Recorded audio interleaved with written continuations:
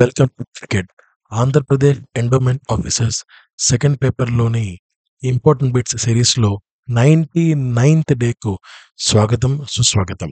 So, ఈరోజు అరణ్యకాండలోని ముఖ్యమైన బిట్స్‌లో భాగంగా సెకండ్ పార్ట్‌కు స్వాగతం, సుస్వాగతం. సో, ఈ సెకండ్ పార్ట్‌లో కూడా మరో కొన్ని ముఖ్యమైన బిట్స్‌ని అరణ్యకాండకు సంబంధించి మనం ఇప్పుడు చూద్దాం. అండ్ ఒరిజినల్ బిట్స్‌లోకి వెళ్ళడం కంటే ముందు ఒక స్మాల్ ఇంట్రొడక్షన్. ఒక న్యూ సిరీస్ స్టార్ట్ అయింది. ఇప్పటికి 21 డేస్ పూర్తయింది. సెప్టెంబర్ 2న ఈ మొదలైంది. ఇది ఏపీపీఎస్సీ పేపర్ 1కి సంబంధించి ప్రతిరోజు 50 క్వెషన్స్‌ని మీ ముందుకు ఉంచే ఒక అద్భుతమైన సిరీస్ ఇది. అండ్ చాలా చాలా హార్డ్ వర్క్‌తో కూడుకున్నది. అండ్ ఎక్కువ మందికి వీడియో షేర్ చేయండి. షేర్ చేయడం కంటే ముందు ఒకసారి మీరు ఈ యొక్క సీరీస్‌ని మీరు చూడండి. సో, ప్రతిరోజు ఆఫ్టర్‌నూన్ 2 గంటలకు ఈ వీడియో పోస్ట్ అవుతుంది. చాలా ఇంపార్టెంట్ క్వెషన్స్ ఉంటాయి.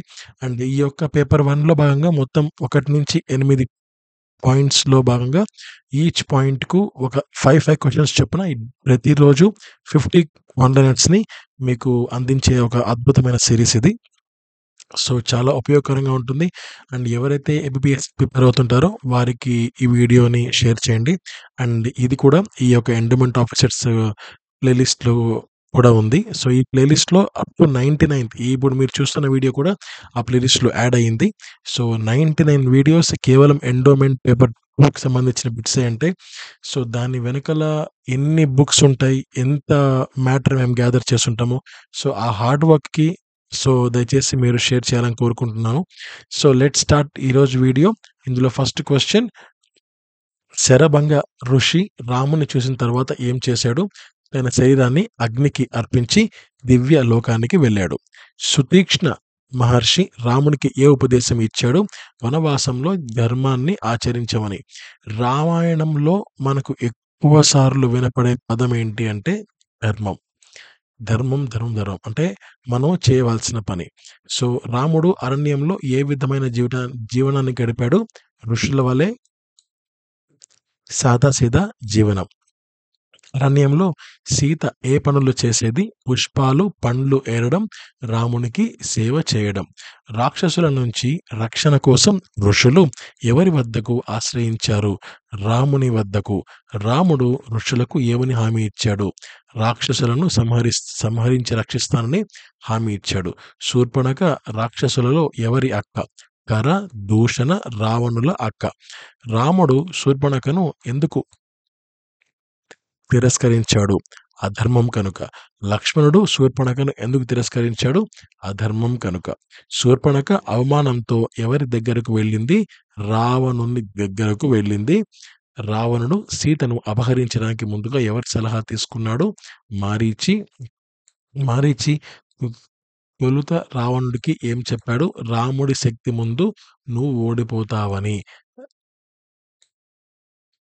రావణుని మాటలతో మారీచి చివరికి దేనికి ఏకీభవించాడు? బంగారు జింక రూపం ధరించడానికి.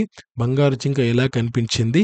బంగారు కాంతితో మెరిసే అద్భుత జంతువులా కనిపించింది.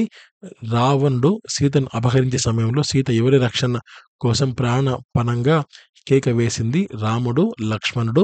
బంగారు జింక మరణించే ముందు ఏమి కోరింది? రావణుడి యత్నం సఫలమవ్వాలని.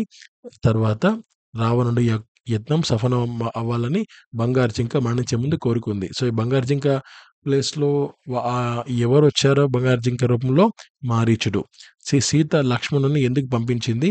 రాముడు ప్రమాదంలో ఉన్నాడని భావించి పంపించింది. రావణుడు సీత దగ్గరకు వచ్చినప్పుడు ఏ రూపంలో వచ్చాడు? ముని వేషంలో. రావణుడు మొదట సీతతో ఏం కోరాడు? తనతో రావాలని కోరాడు. సీత రావణున్ని తిరస్కరించడానికి ఏ ఉదాహరణ చెప్పింది? తాను రామ భక్తురాలని చెప్పింది. రావణుడు సీతను ఎత్తుకెళ్ళడానికి ఏ రథాన్ని వాడాడు? పుష్పక విమానం. జటాయువు యుద్ధం సమయంలో సీత ఎలా స్పందించింది? భయంతో, ఆశతో జటాయువుని ప్రోత్సహించింది. తర్వాత జటాయువు రావణునిపై ఏ ఆయుధాలని వాడాడు? తన గోర్లు, ముక్కు, రెక్కలు. సీతను అపహరించిన తరువాత రావణుని మార్గంలో ఎలాంటి శకునాలు కనపడ్డాయి? అశుభ శకునాలు, అంటే గాలివానలు, జంతువుల అరుపులు కనిపించాయి. జనస్థానం ఎక్కడ ఉంది? దండకారణ్యంలో భాగంగా ఉంది. రాముడు జటాయువుని ఏమని పిలిచాడు? తండ్రి సమానుడని పిలిచాడు. జటాయువుని అంత్యక్రియలు రాముడు ఏ విధంగా చేశాడు?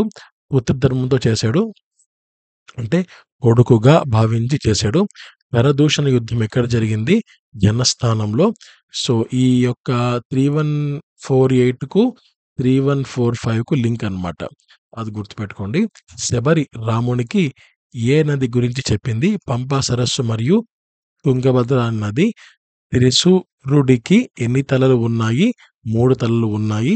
తర్వాత సీతకు రాముడు ఏ 2 బోధనలు చేశాడు?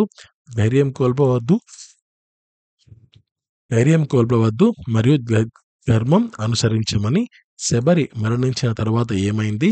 స్వర్గలోకానికి చేరింది. అరణ్యకాండంలో ప్రధాన భావం ఏమిటి? ధర్మానికి వ్యతిరేకంగా ఉన్న దుష్ట శక్తుల మీద పోరాటం. రాముని అరణ్యవాసంలో సీతకు ఎదురైన కష్టాల మూల కారణం ఎవరు? ఆన్సర్ శూర్పణఖ. అరణ్యకాండంలో భక్తి ప్రతీకగా నిలిచిన పాత్ర ఎవరు? శబరి. అరణ్యకాండంలో ధైర్య ప్రతీక నిలిచిన పక్షి ఎవరు? జటాయువు.